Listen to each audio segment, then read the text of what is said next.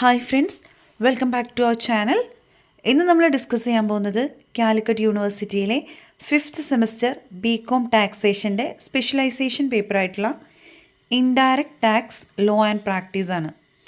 Calicut university 5th semester BCom ടാക്സേഷനിൽ 2 specialisation പേപ്പറാണുള്ളത്. അതിൽ ഫസ്റ്റ് വൺ എന്ന് പറയുന്നത് പ്രിൻസിപ്പിൾസ് ഓഫ് ടാക്സേഷനും second one indirect tax law and പ്രാക്ടീസും ആണ്. Indirect tax law and practice എന്ന് പറയുന്നത് 4 ക്രെഡിറ്റിൻ്റെ ഒരു പേപ്പറാണ്. ഇതിൽ 5 മൊഡ്യൂൾസ് ആണുള്ളത്.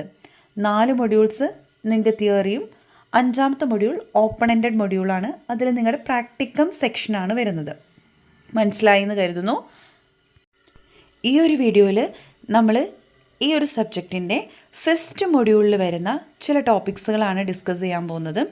ബാക്കി ടോപ്പിക്സ് എല്ലാം പാർട്ട് 2 വീഡിയോയിൽ നിങ്ങൾക്ക് കവർ ചെയ്ത് തരുന്നതാണ്. അപ്പം വീഡിയോ കണ്ടിന്യൂസ് ആയിട്ട് നിങ്ങളുടെ ചാനലിൽ വന്നുകൊണ്ടേയിരിക്കും. സോ വീഡിയോസ് മിസ്സായി പോകാതിരിക്കാൻ വേണ്ടിയിട്ട് നമ്മുടെ ചാനലൊന്ന് സബ്സ്ക്രൈബ് ചെയ്തോളാം കേട്ടോ. അപ്പോൾ ഇവിടെ നമ്മൾ ഡിസ്കസ് ചെയ്യാൻ പോകുന്നത് ഡയറക്റ്റ് ടാക്സ്, ഇൻഡയറക്റ്റ് ടാക്സ്, അതിൻ്റെ ഡിഫറൻസുകൾ, അതുപോലെ തന്നെ അതിൻ്റെ ഫീച്ചേഴ്സ്, ഇൻഡയറക്റ്റ് ടാക്സിൻ്റെ മെറിറ്റ്സ്, ഡിമെറിറ്റ്സ് എന്നിവയാണ്. So before going to that നമുക്ക് അറിഞ്ഞിരിക്കണം എന്താണ് ടാക്സ് എന്നുള്ളത്. So what is tax? ഇവിടെ ഒരു ചെറിയ സിമ്പിളായിട്ടുള്ളൊരു മീനിങ് നമ്മുടെ ടാക്സിൻ്റെ അത് കൊടുത്തിട്ടുണ്ട്. ടാക്സ് എന്ന് പറയുന്നത് tax is the money people and business pay to the government. അതായത് ഗവൺമെൻറ്റിലേക്ക് ജനങ്ങളോ അല്ലെങ്കിൽ ഒരു ബിസിനസ്സോ നൽകുന്ന മണീനെ വിളിക്കുന്ന പേരാണ് ടാക്സ്.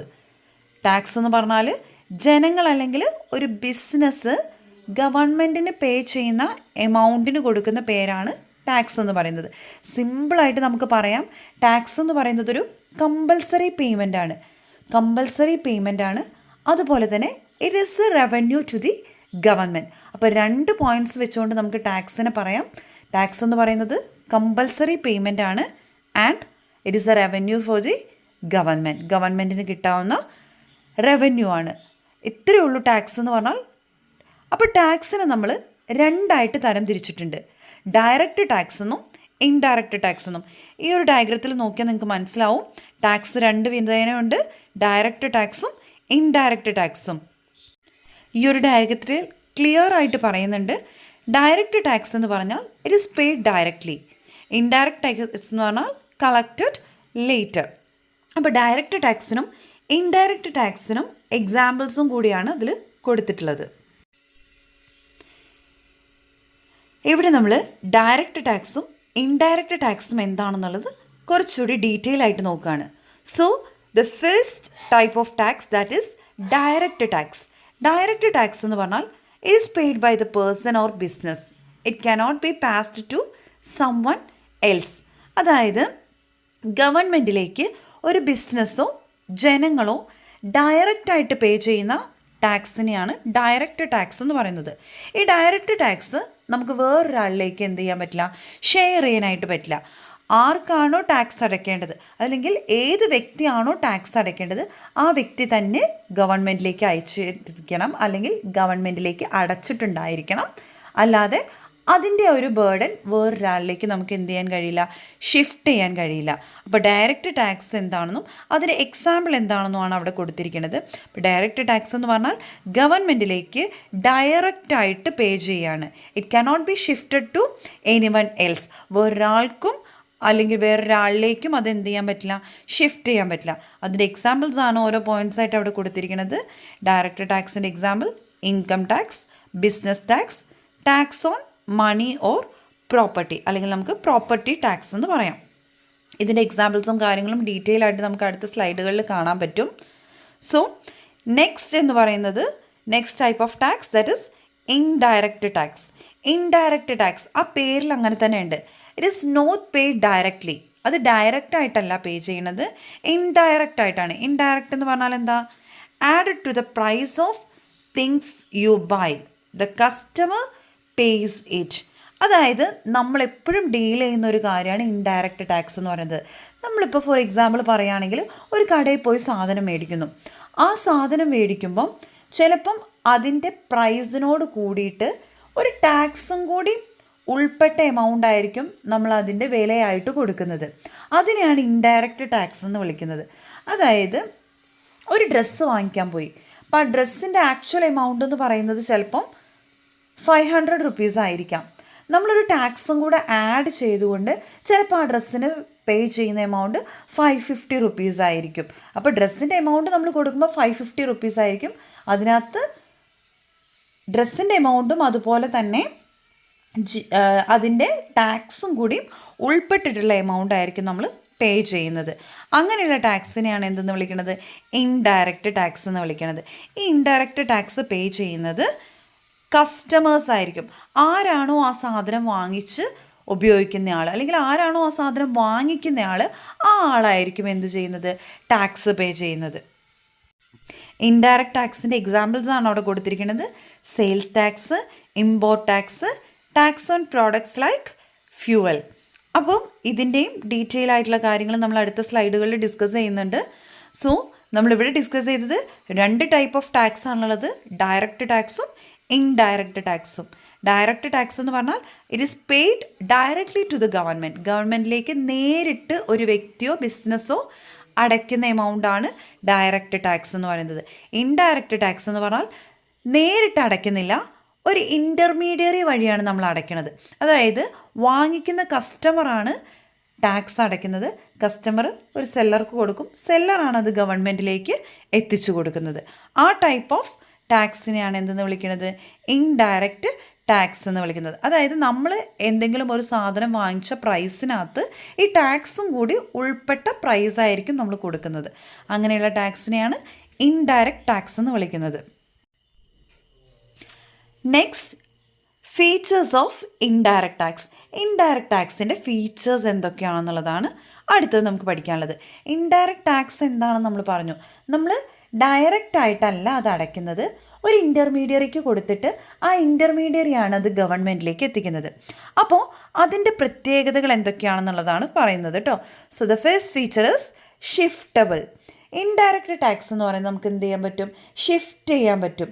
അതായത് ആരാണോ മേടിക്കുന്നത്, ചിലപ്പോൾ മേടിക്കുന്ന ആളുകൾ എന്ത് ചെയ്യാം? മാറിക്കൊണ്ടേയിരിക്കാം. ഇതിൽ നമുക്ക് കൊടുത്തിട്ടുണ്ട്, the seller adds the tax to the price, the buyer pays it. അതായത് സെല്ലർ അവർ സെയിൽ ചെയ്യുന്ന പ്രോഡക്റ്റിൻ്റെ കൂടെ ഈ ടാക്സും കൂടെ ഉൾപ്പെടുത്തിയ പൈസയായിരിക്കും എന്ത് ചെയ്യുന്നത്? കസ്റ്റമറുടെ കയ്യിൽ നിന്ന് വാങ്ങിക്കുന്നത്. അതുകൊണ്ടത് കസ്റ്റമർ എന്ത് ചെയ്യണം? പേ ചെയ്യണം. ഈ ടാക്സ് പേ ചെയ്യണത് ആരാണ്? കസ്റ്റമറാണ് പേ ചെയ്യണത്. സോ കസ്റ്റമേഴ്സ് എന്ന് പറയുന്നത് ഡിഫറെൻറ്റ് വ്യക്തികളായിരിക്കാം, ഒരാൾ തന്നെ ആവണമെന്നില്ല, പല ആൾക്കാരും അത് മേടിക്കുന്നുണ്ടായിരിക്കാം. അപ്പോൾ ടാക്സ് പേ ചെയ്യുന്നത് പല ആളുകളായിരിക്കാം. അപ്പോൾ അവരുടെ ടാക്സ് ബേർഡൻ എന്ന് പറയുന്നത് എന്താണ്? ഷിഫ്റ്റ് ചെയ്യും. ഒരാളിൽ നിന്ന് വേറൊരാളിലേക്ക് ഷിഫ്റ്റ് ചെയ്യാൻ പറ്റും ടാക്സ് ബേർഡൻ. അല്ലാതെ ഇന്ന വ്യക്തി തന്നെ കൊടുക്കണം എന്ന് നിർബന്ധമില്ല. ടാക്സ് അടയ്ക്കാനുള്ള ബാധ്യത വേറൊരാളിലേക്ക് നമുക്ക് എന്ത് ചെയ്യാൻ പറ്റും? ഷിഫ്റ്റ് ചെയ്യാൻ പറ്റും. That is the first feature, it is shiftable. രണ്ടാമത്തെ ഫീച്ചർ എന്ന് പറയുന്നത് മെനി പീപ്പിൾ പേ. ഓൾറെഡി ഈ ഷിഫ്റ്റബിളിൽ നമ്മൾ പറഞ്ഞ അതേ പോയിൻറ്റ്സ് തന്നെയാണ്. ഒരുപാട് ആളുകൾ എന്ത് ചെയ്യുന്നുണ്ട്? പേ ചെയ്യുന്നുണ്ട്. ഇതിൽ കൊടുത്തിരിക്കുന്നത് നോക്കുക, it applies to most people, even small purchase can include it. അതായത് ചെറിയ തോതിലുള്ള പർച്ചേസ് ആയിക്കോട്ടെ, വലിയ തോതിലുള്ള പർച്ചേസ് ആയിക്കോട്ടെ, ഏത് പർച്ചേസിനും അവർ പേ ചെയ്യുന്ന എമൗണ്ടിനകത്ത് എന്തുകൂടി ഉണ്ടായിരിക്കും? ഈ പറഞ്ഞ ടാക്സും കൂടിയും ഉൾപ്പെട്ടിട്ടുള്ള എമൗണ്ട് ആയിരിക്കും. അതുകൊണ്ട് തന്നെ പല ആളുകളും ആ ഒരു പ്രൊഡക്റ്റ് വാങ്ങുന്ന ഒരുപാട് ആളുകളുണ്ടായിരിക്കും. അപ്പോൾ ഒരുപാട് ആളുകളും എന്ത് പേ ചെയ്യുന്നുണ്ട്? ടാക്സ് പേ ചെയ്യുന്നുണ്ട്. അതാണ് അതിൻ്റെ രണ്ടാമത്തെ ഫീച്ചേഴ്സ്. ഫസ്റ്റ് ഫീച്ചർ എന്ന് പറയുന്നത് ടാക്സ് പേ ചെയ്യാനുള്ള ബാധ്യത ഒരാളിൽ നിന്നും വേറൊരാളിലേക്ക് നമുക്ക്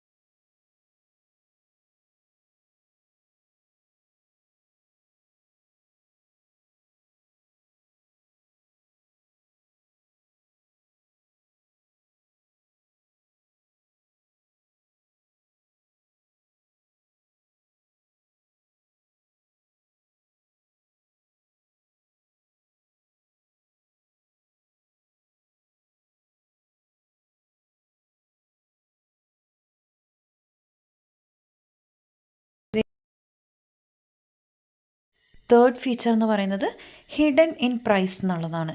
ഹിഡൻ ഇൻ പ്രൈസ് എന്ന് പറഞ്ഞാൽ നമുക്കറിയാം ഇതിൽ കൊടുത്തിരിക്കുന്നത് you pay it when you buy things like foods or clothes. അതായത് നമ്മൾ ടാക്സ് അടയ്ക്കുന്നുണ്ട്. ടാക്സ് അടയ്ക്കുന്നത് നമ്മൾ സെപ്പറേറ്റ് ആയിട്ട് അടയ്ക്കുകയല്ല ചെയ്യണത്. നമ്മുടെ പ്രൈസ് എത്രയാണോ ആ ഒരു ഫുഡിൻ്റെ അല്ലെങ്കിൽ ഒരു ക്ലോത്തിൻ്റെ അല്ലെങ്കിൽ നമ്മൾ എന്ത് സാധനമാണോ മേടിക്കണത് അതിൻ്റെ പ്രൈസ് എത്രയാണോ ആ പ്രൈസിൽ അത് ഇൻക്ലൂഡഡ് ആണ്, അതിൽ ഒളിഞ്ഞു കിടക്കുകയാണ്. നമുക്ക് സെപ്പറേറ്റ് ആയിട്ട് ഇത്രയാണ് ക്ലോത്തിന് വരുന്നത് അല്ലെങ്കിൽ ഇത്രയാണ് ഈ പ്രൊഡക്റ്റിന് വരുന്നത്, ബാക്കി ഇതിൻ്റെ ടാക്സാണ് എന്ന് പറഞ്ഞിട്ടല്ല നമ്മൾ അടയ്ക്കണത്, ഒരുമിച്ചാണ് അടയ്ക്കണത്. അപ്പോൾ അതിൻ്റെ ആ ഒരു പ്രൈസിൻ്റെ ഉള്ളിൽ ഇതുകൂടി ഒളിഞ്ഞിരിക്കുന്നു, ഹിഡൻ ആയിട്ട് ഈ ഒരു ടാക്സ് എമൗണ്ട് കൂടി കിടക്കുന്നുണ്ട് എന്നുള്ളതാണ് അതിന് മൂന്നാമത്തെ ഫീച്ചേഴ്സ്.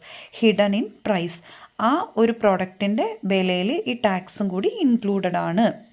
അതാണ് തേർഡ് ഫീച്ചർ എന്ന് പറയുന്നത്. ഫോർത്ത് ഫീച്ചർ എന്ന് പറയുന്നത് ഈസി ടു കളക്ട്. അതായത് ടാക്സ് എമൗണ്ട് കളക്ട് ചെയ്യാൻ വളരെ എളുപ്പമാണ്. വേറെ ആളുടെ അടുത്ത് ചെന്ന് ഇങ്ങനെ ഒരുപാട് പ്രൊസീജിയേഴ്സും കാര്യങ്ങളും വഴി അല്ലെങ്കിൽ അവരെ ഭീഷണിപ്പെടുത്തിയോ അല്ലെങ്കിൽ അവരുടെ അടുത്ത് കാര്യങ്ങൾ പറഞ്ഞോ ചെയ്യിച്ചോ ഒന്നും ടാക്സ് കളക്ട് ചെയ്യേണ്ട ആവശ്യമില്ല. ടാക്സ് കളക്ട് ചെയ്യുന്നത് വളരെ എളുപ്പമുള്ള രീതിയിലാണ്. അതായത് ഒരു സാധനം മേടിക്കുമ്പം അതിൻ്റെ പ്രൈസിൻ്റെ കൂട്ടത്തിൽ ഇതും കൂടി ഇൻക്ലൂഡഡ് ആണ്. അപ്പോൾ സെപ്പറേറ്റ് ആയിട്ട് മേടിക്കേണ്ട ആവശ്യമില്ല. ഇതിൻ്റെ എമൗണ്ട് അടയ്ക്കുമ്പോൾ തന്നെ ആ പ്രൊഡക്റ്റിൻ്റെ എമൗണ്ട് അടയ്ക്കുമ്പോൾ തന്നെ എന്ത് കിട്ടുന്നു, ടാക്സും കൂടി കിട്ടുന്നു. So the tax collection method is very easy. So that are the features of indirect tax. ഇനി നമുക്ക് ഡിസ്കസ് ചെയ്യാനുള്ളത് മെറിറ്റ്സ് ഓഫ് ഇൻഡയറക്റ്റ് ടാക്സേഷനാണ്. ഇൻഡയറക്റ്റ് ടാക്സേഷൻ്റെ ഗുണങ്ങൾ എന്തൊക്കെയാണെന്നുള്ളതാണ്. അപ്പം നമ്മൾ നേരത്തെ പറഞ്ഞ കുറേ പോയിൻറ്റ്സ് ഇതിനകത്ത് വരുന്നുണ്ട്. So the first one is reaches many people. അതായത് ഒരു വ്യക്തിയല്ല, ഇത് പല പല വ്യക്തികളാണ് എന്ത് ചെയ്യുന്നത്, പേ ചെയ്യുന്നത്.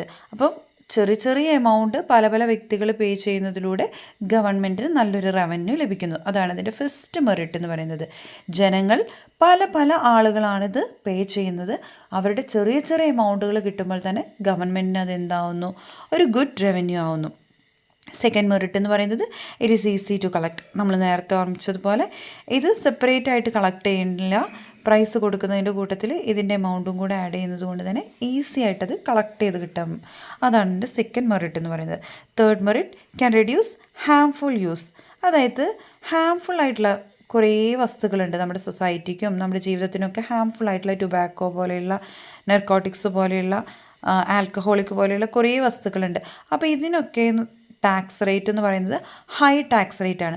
അപ്പോൾ അതിൻ്റെ എമൗണ്ട് ആ ഒരു സാധനം മേടിക്കുമ്പോഴുള്ള എമൗണ്ടിൽ ഈ ഹൈ ടാക്സ് റേറ്റും കൂടെ ആഡ് ചെയ്യുമ്പം നല്ലൊരു എമൗണ്ട് വരുന്നുണ്ട്. അപ്പോൾ ഇങ്ങനെ ഹൈ എമൗണ്ട് ചാർജ് ചെയ്യുന്നത് കൊണ്ട് തന്നെ ഇതിൻ്റെയൊക്കെ ഉപയോഗം കുറയ്ക്കാനുള്ള സാധ്യതയുണ്ട്.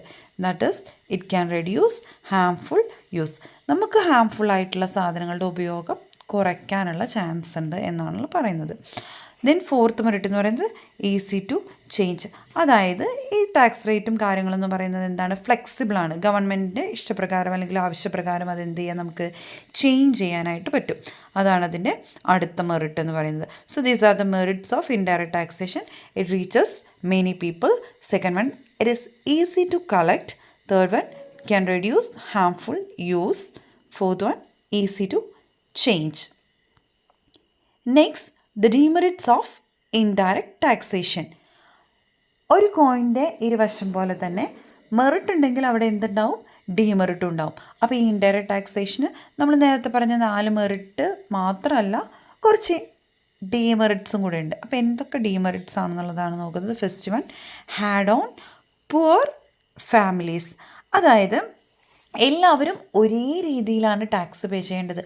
പണക്കാരനെന്നോ അല്ലെങ്കിൽ പാവപ്പെട്ടവനെന്നോ വ്യത്യാസമില്ലാതെ ഒരു കൂട് ഉപ്പ് മേടിച്ചാൽ പണക്കാരനും ഒരേ എമൗണ്ടാണ് കൊടുക്കേണ്ടത്, പാവപ്പെട്ടവനും ഒരേ എമൗണ്ടാണ് കൊടുക്കേണ്ടത്. ഇപ്പോൾ വേറൊരു സാധനം, എന്തെങ്കിലും ഒരു സാധനം മേടിച്ചാൽ അത് എന്ത് സാധനം ആയിക്കോട്ടെ, പണക്കാരനോ പാവപ്പെട്ടവനോ വ്യത്യാസമില്ലാതെ ഒരേ എമൗണ്ടാണ് പേ ചെയ്യുന്നത്. അപ്പോൾ അത് പാവപ്പെട്ടവർക്ക് അല്ലെങ്കിൽ പൈസ ഇല്ലാത്ത ആളുകൾക്ക് അത്രയും ഒരു ടാക്സ് എമൗണ്ട് പേ ചെയ്യുക എന്നുള്ളത് ബുദ്ധിമുട്ടായിട്ടുള്ള കാര്യമാണ്. അതാണ് ഫസ്റ്റ് ഡിമെറിറ്റായിട്ട് പറയണത്.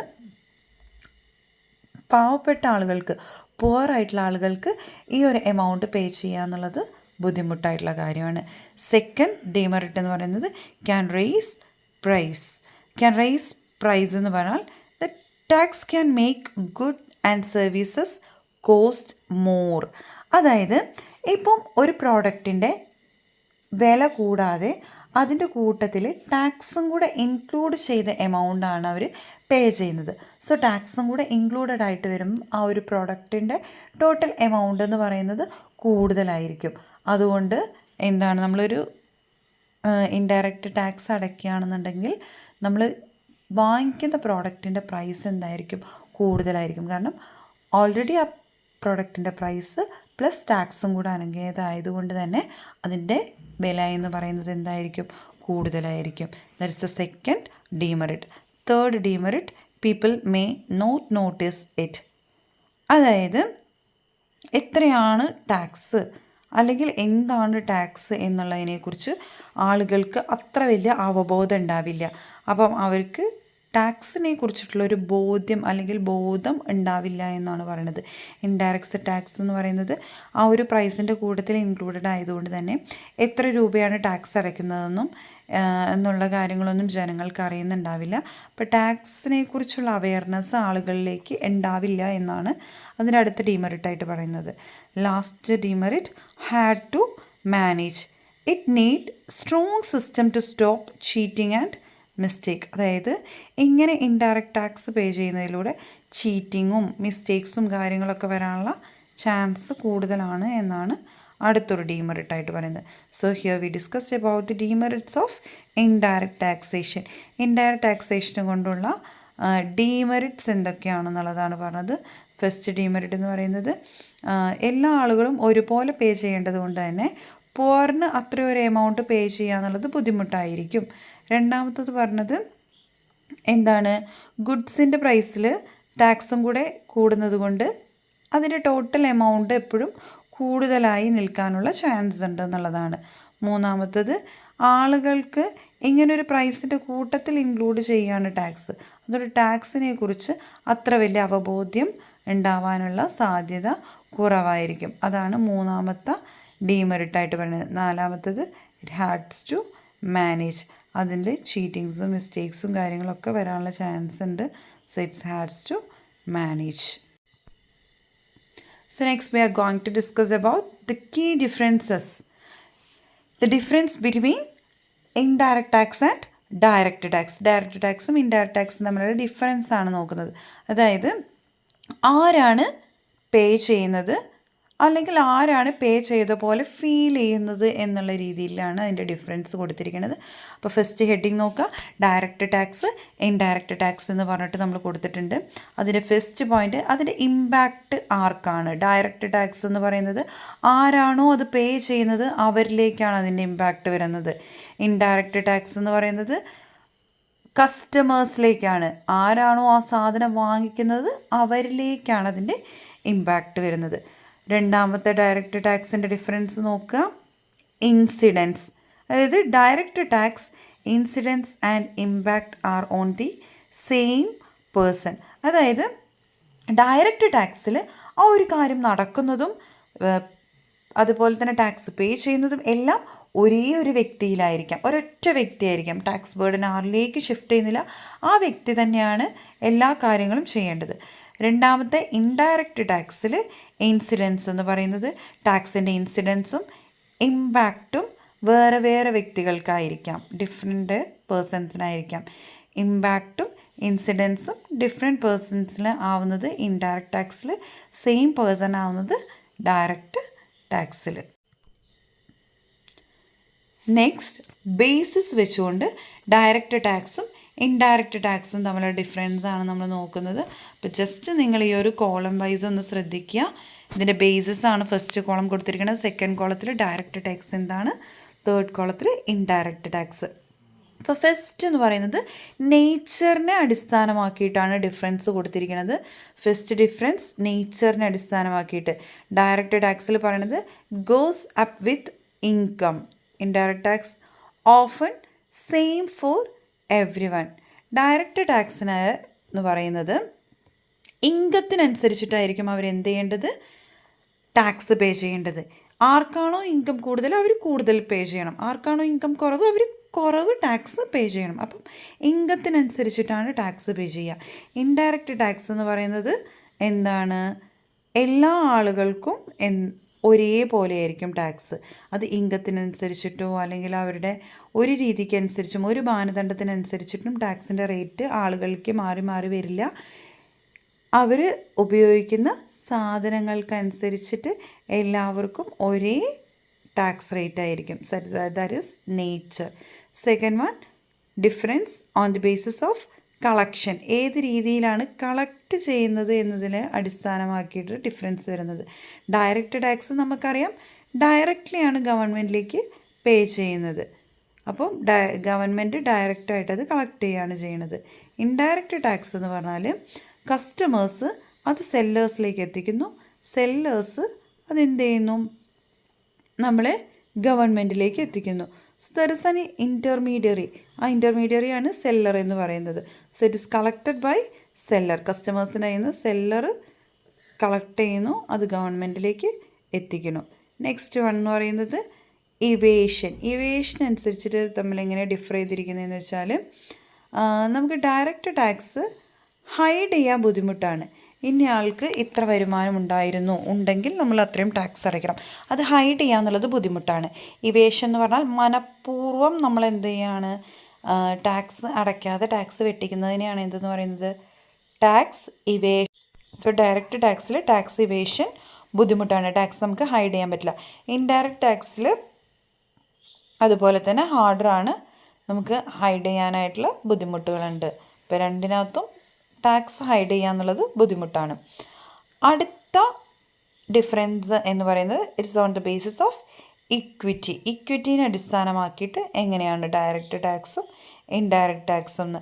ഇക്വിറ്റീനെ അടിസ്ഥാനമാക്കി direct tax fairer for higher earners. Higher ഏണേഴ്സിന് അത് എന്താണ് പറയുന്നത്, ഫെയറാണ്. അതായത് അവർക്ക് ഓക്കെയാണ്, അവർക്ക് ഹൈ ഇൻകം ഉള്ളതുകൊണ്ട് ഹൈ ടാക്സ് അവർ പേ ചെയ്യണം. സോ ഹൈ ഇൻകം ഉള്ളവർക്ക് അല്ലെങ്കിൽ ഹൈ ഏണേഴ്സ് ഉള്ളവർക്ക് ഡയറക്റ്റ് ടാക്സ് ഓക്കെയാണ്. പക്ഷേ ഇൻഡയറക്റ്റ് ടാക്സ് നമുക്ക് അത്ര ഫെയർ ആയിട്ട് തോന്നുന്നില്ല. കാരണം നമ്മൾ ടാക്സ് അടയ്ക്കുകയാണ്, നമ്മൾ അറിയാതെ തന്നെ ടാക്സ് അടയ്ക്കുകയാണ്, അതുകൊണ്ട് അതത്ര ഫെയർ ആയിട്ട് തോന്നുന്നില്ല. പിന്നെ സെർട്ടനിറ്റീൻ്റെ അടിസ്ഥാനത്തിൽ easy to know the amount എത്രയാണെന്നുള്ളത് മനസ്സിലാക്കാനായിട്ട് കഴിയും.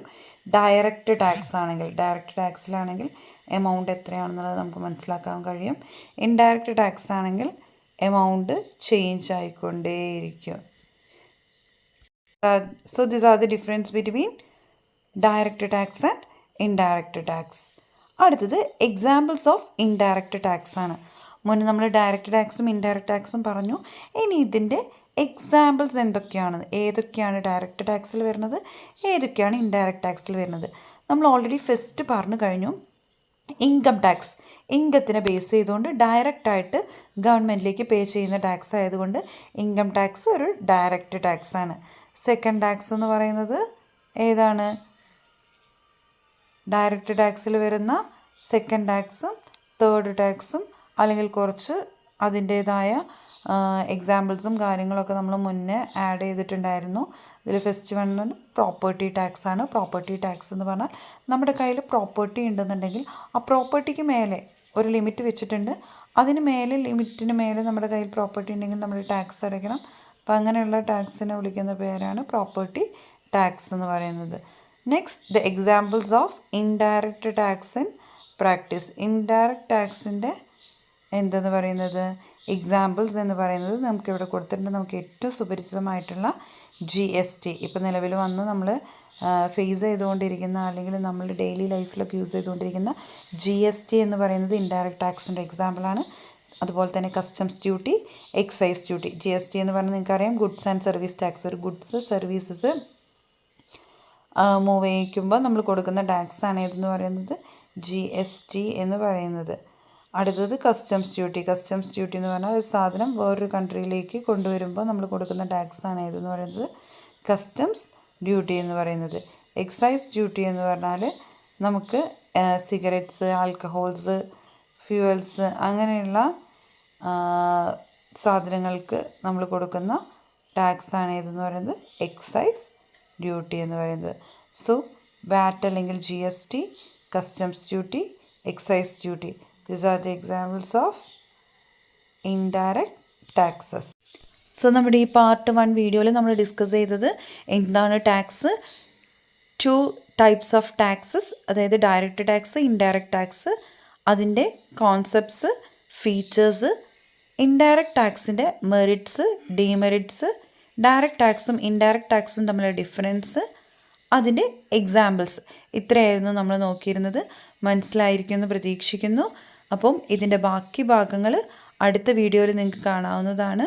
സോ നിങ്ങളുടെ ഫ്രണ്ട്സിലേക്ക് ഇത് ഷെയർ ചെയ്യുക, ഞങ്ങളെ സപ്പോർട്ട് ചെയ്യുക, നമ്മുടെ ചാനൽ സബ്സ്ക്രൈബ് ചെയ്യുക. താങ്ക്